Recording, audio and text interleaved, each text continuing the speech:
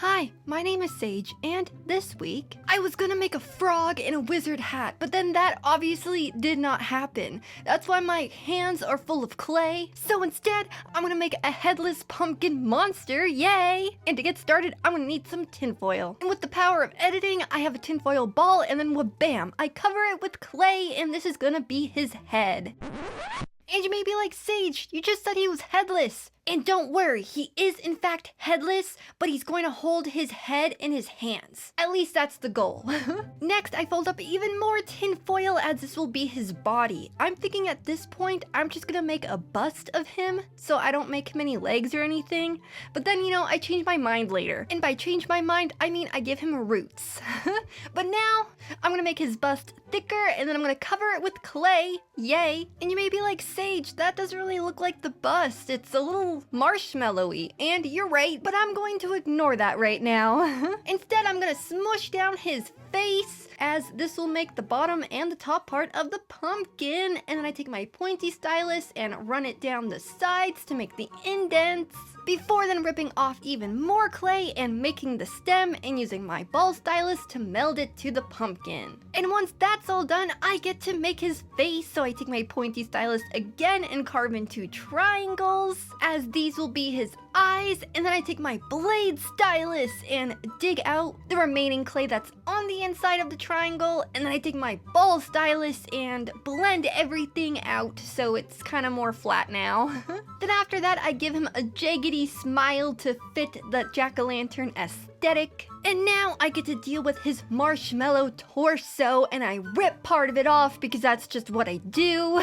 Before then smoothing it out and adding a little bit more clay to cover up the tinfoil. But since the smoothness is gone, I take the rolling pin and then I also smush it down. I'm just trying to do anything I can do to smooth it back out, before then going on the top edges of it and pinching it, as this will be the beginning of his cape. I also use my ball stylus to dig out a part where his neck would be, because I want it to be empty because he's headless.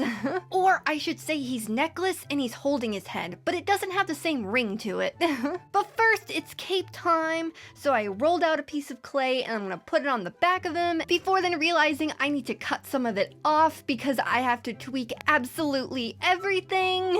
And then when I cut off, I end up putting it back on, but on the side rather than the bottom. Next, I take my ball stylus and blend that all out, before then taking even more clay and bam, flattening that out too.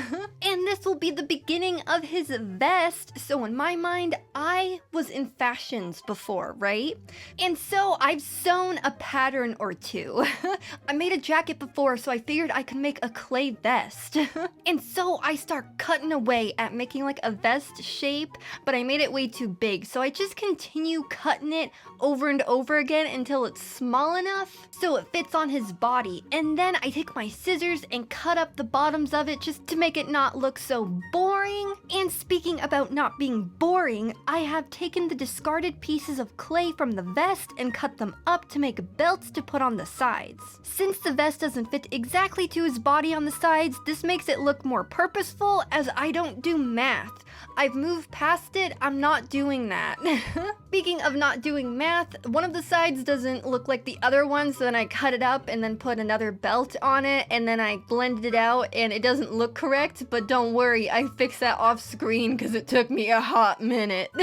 But after that, I take my blade stylus and run it down the vest, as I am making like a pinstripey pattern because I think that screams Halloween.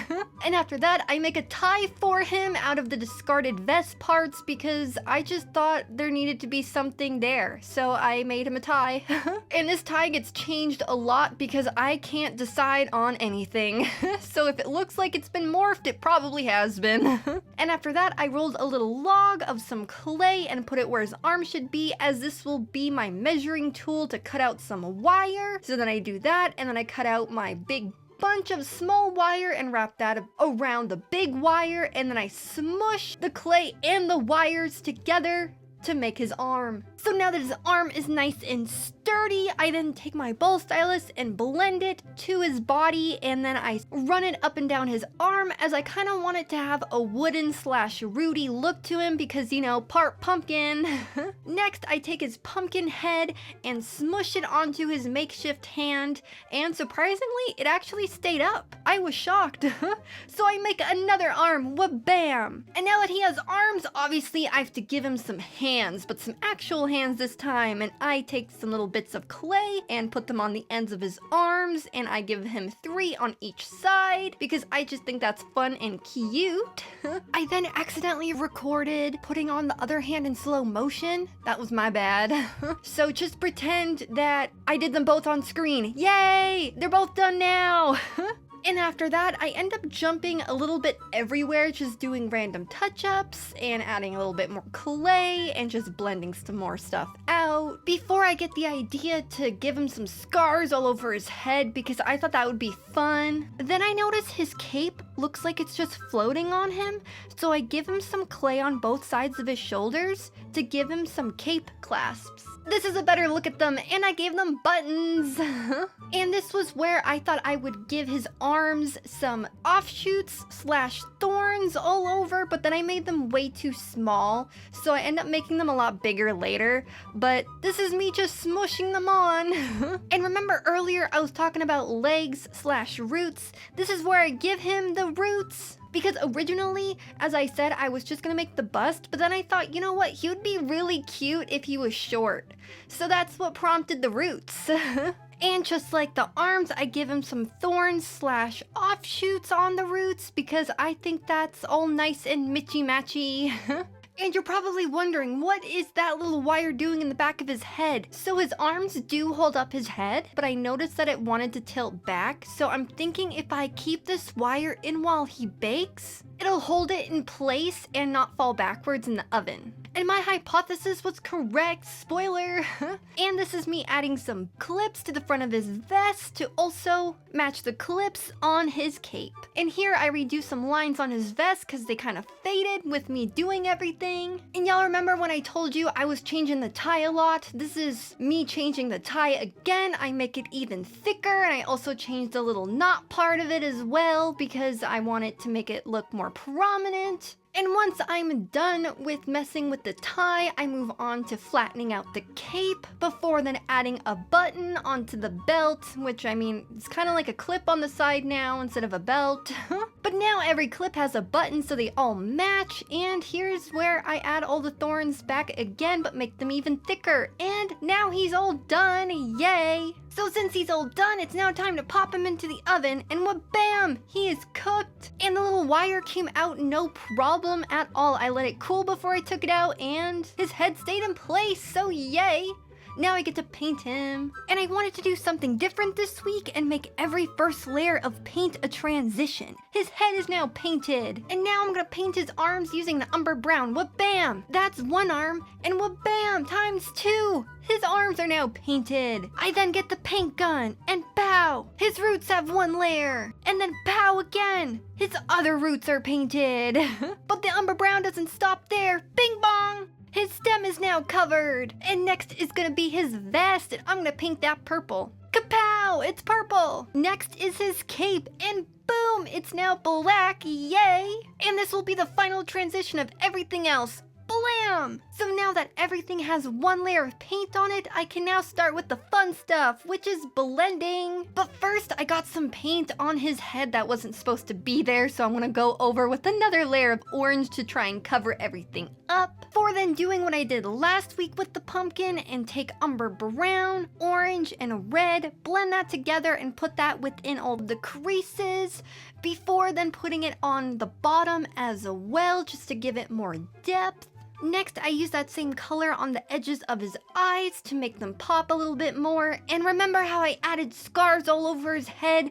I then go in very lightly with that same color and fill them in as well. And now I get to add the highlights. I put white and orange together and it was way too bright, so then I get some more orange. And I eventually find a color that I like and I put that in each section of the jack-o'-lantern just to spice it up a little bit more. Next, I move on to sprucing up his vest, and I do so by taking a paintbrush and running it down some of the pinstripes, and I know that it's looking not the best because my paintbrush isn't exactly completely flat, but that's okay. I then go in with a white and purple mixture and go in between everything, so it looks a lot more cohesive. And I continue this method up around his neck as well because his vest is also up there too. I picture it to be kind of like a halter top because I like halter tops, they're fun. And after that, I take a mixture of black and umber brown and put that into the grooves on his arms and on his roots, just wherever I can fit it in to give it more depth before then going in with an umber brown, black, and white mixture so it kind of looks a little bit gray-y for the highlights. Next, I take my silver paint and paint on all of the buttons, and I'm constantly doing this throughout the entirety of painting because it takes so many layers to do. But I want it to pop, so it's gonna be as many layers as it needs to be. Next, I take a normal gray paint with the same paintbrush because, you know, I just washed it off, so it's fine. And I do the highlights of the cape and the tie using the same color before then going in with a black on the tie for some shadows before then taking even more gray and brushing it all over the cape and then realizing I went a little bit too ham and then I add some more black onto it. Then I get the brilliant idea. I remembered I got this from the dollar store. It's glow-in-the-dark paint, so I put that where his neck should be on the green to see if anything's gonna happen because I remember using it before and it didn't really do too much, but maybe this time will be different. And from here on out, I just do random touch-ups everywhere. Nothing too crazy, just trying to fill in all the little white spots that I still haven't got because the nooks and crannies are everywhere. But that's the craft. Thank you so much for watching. I really appreciate it. And now it's time for the glamour shots.